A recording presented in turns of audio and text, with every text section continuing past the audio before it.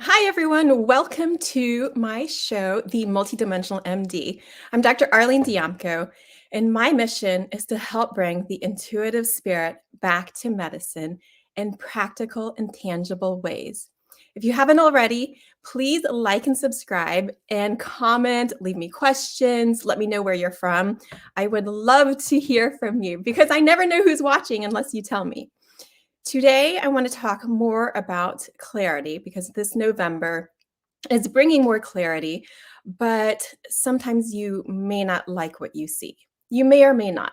And it's an interesting time because I've seen so many people in the last week. They so want to be clear. They're so working on this path of healing and just being, but then something will happen, and so it feels a bit topsy-turvy, like it's like you can never get your grounding because things are always happening, and that's personally, professionally, globally, everywhere. We've learned in the last couple of years, we never really know what to expect, but you might appreciate the clarity because hidden things are coming to light. And depending on your situation and how you're looking at things, this can be helpful, but it can also be overwhelming. So it's like all that dust and dirt that's gathered underneath the rug for so long, and then finally you lift it. So you could have the perspective of like, yes, I'm going to clean that out and get things organized. Or you could have the perspective of like, oh my gosh, what is going on? I didn't know that was there. I don't want to see it. So I'm going to talk you through, because when that happens, it's, even though it can feel overwhelming, nothing has really changed. It's just that now you're able to see it. So I want to go through this 8-step process to help you go through the clarity more because you do want to stay clear. You don't want to go numb out and fuzz out again. You want to be able to see things as they are because you can't really change things unless you can see them as they are. So the first step, of course, is to pause and breathe, because when you see something that kind of makes you react or triggers you, then you could have this subconscious pattern, reflexive response that maybe is not exactly how you want to respond to the situation in hindsight. So first, take a breather. Don't react to the situation right away, and get yourself a moment.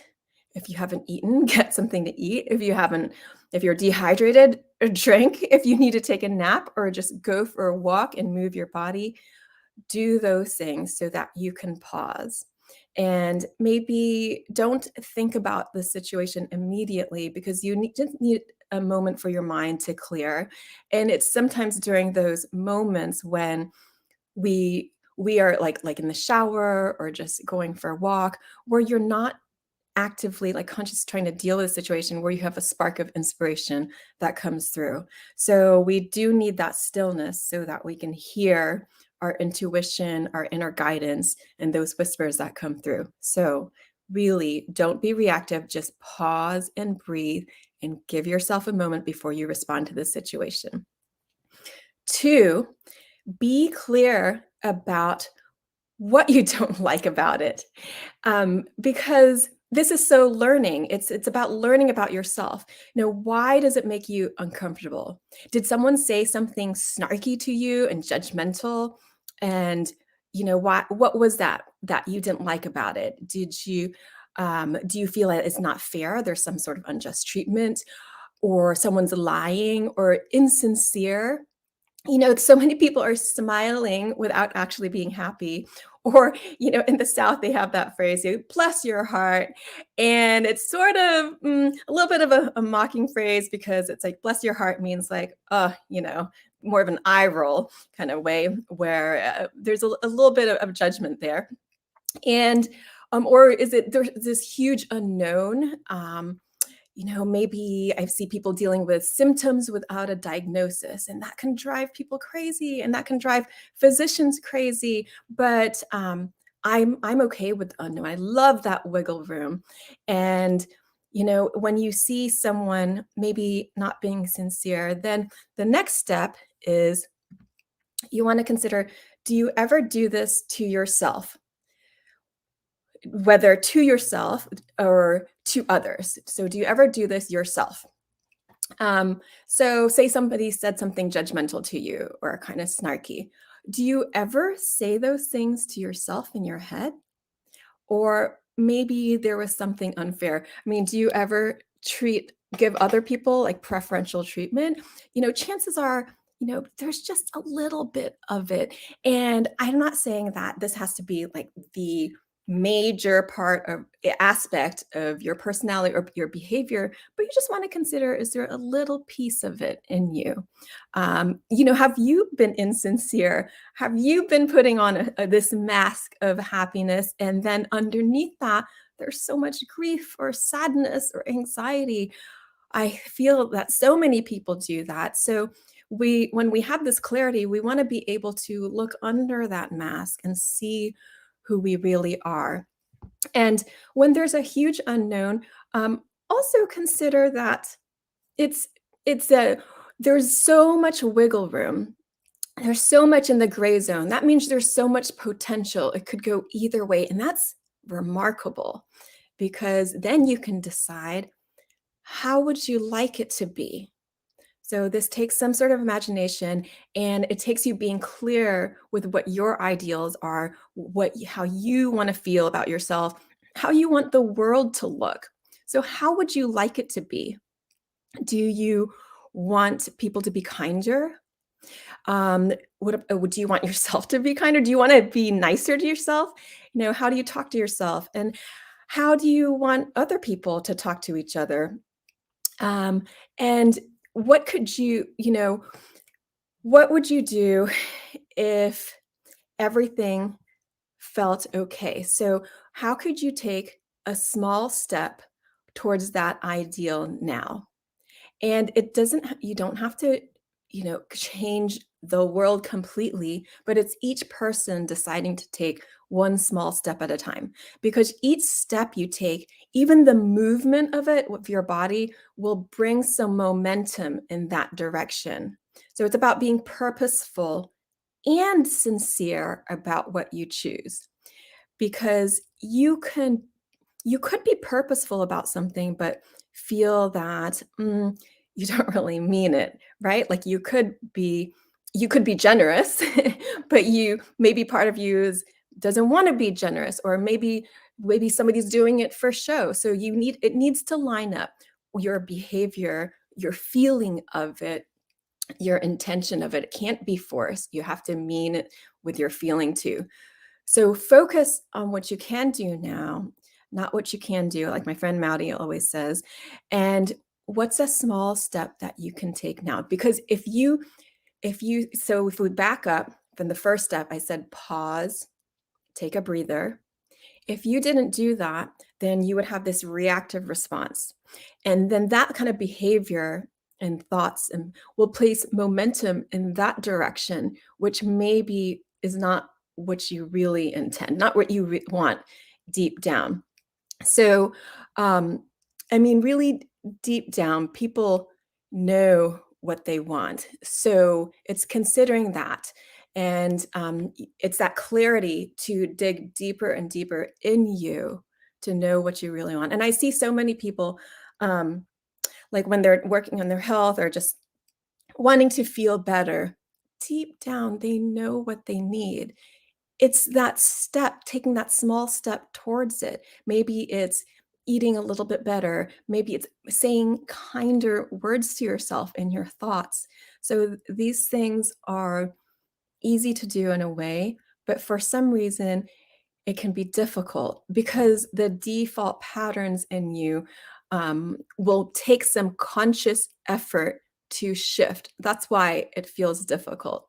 It's not, if you saw it in someone else, you would think like, well, I mean, how hard can it be?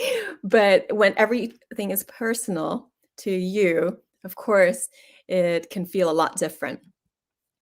And the next step is, I want you to consider the grander perspective.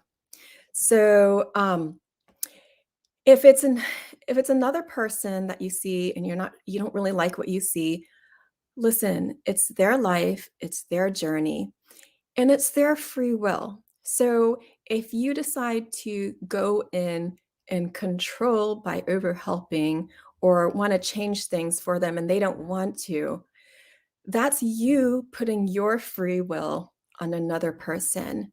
There's a reason why people go through certain things, but we don't have to know why because I don't know why, bad things happen in the world. I don't know why people are suffering. And it's not up to me to know why. It's up to me to know what I want to see in the world and how I want to change it. But it starts with me making shifts for myself, me making shifts in my behavior and my thoughts and my purpose and intention. So you can't change that for another person. You could encourage and support them, but you also need to make sure that you are being called to do so because otherwise you are trying to control somebody else. And ultimately, we really can't do that. But the great thing is that free will is greater than programming. So, of course, we have all of these subconscious patterns from what we've been through, from what our parents have been through, from what family generations in the past have been through. And we are the product of all of that. But those are all those subconscious patterns. But your free will is greater than that. I'm not saying that it's not understandable why people act a certain way. To me, it's completely understandable. This is how I'm able to work with so many different kinds of people because of course what you've been through affects like how you feel and behave now and think. Of course what your family has been through affects that. Of course, so it's completely understandable. And I'm not saying that you use that necessarily as an excuse. I don't see it as an excuse. I see it as this is the norm and this is the default pattern. But if you want to change it, your free will is greater than that. But it takes the clarity to be able to see what you don't like so you know what to change. You have deep, deep down that spark inside you always. And if you're talking about like generations of a pattern repeated over and over again, you could be the one person to change it. It only takes one person. So you could be that one person. And this is why it's so important to understand that free will is greater than programming because you are extraordinary. And you can, if you can see that inside of you, then you can shift it. So now's the time to go inward and dig deep. Number 8 is to dive into radical trust. You are not given any challenges that you cannot go through or overcome. It feels like it sometimes, but it's not the truth because your spirit cannot be destroyed. And so that's the part that like carries you through and that love of the universe forward carries you forward. So if you knew that everything would work out and everything would be okay, what would you do now? And I'm not talking about it in an egotistical way, but it's that self love and always for the greater good. So, radical trust that things will work out makes it okay now. It's that kind of like free fall into the universe of supporting you. If you even imagined it with your physical body, of like, "Ah, if I just relax everything completely, letting go into the gravity of the earth. And so releasing all that tension because you have so much trust that you will be carried through it. It doesn't mean that you don't take steps. It means that you trust that you'll be shown the way and that you'll have help along the way and that you allow yourself to have that help. So again, it's not that horrible things don't happen. And this is the difficult part about having clarity, but that there can always be something beautiful that grows from it. People come together, people can help take care of each other, people can share the love. And I've said this before, but this is the major message in the world right now. And we have to take steps towards hearing it, feeling it, being it, doing it take care of yourself, take care of each other, and take care of the earth. So the more people that we get along those lines, then things will shift in the world in a much better way. So if we don't like what we see, it's okay. We can take steps to shift it. So again, take care of yourself, take care of each other, and take care of the earth. So thank you so much for being here with me today. I would love to hear from you as always. You can also connect with me on Instagram at All Worlds Health, on Facebook, All Worlds Health and Pediatrics, on TikTok, the Multidimensional MD, and my website, allworldshealth.com. And if you have any questions or things you want me to talk about, then leave me a message in the comments or message me from any of my other sites. So lots of love to you. I hope you have an incredible rest of your week, and I will see you next Wednesday with my friend Melody Fowler. So 11 a.m. EST on YouTube. Bye.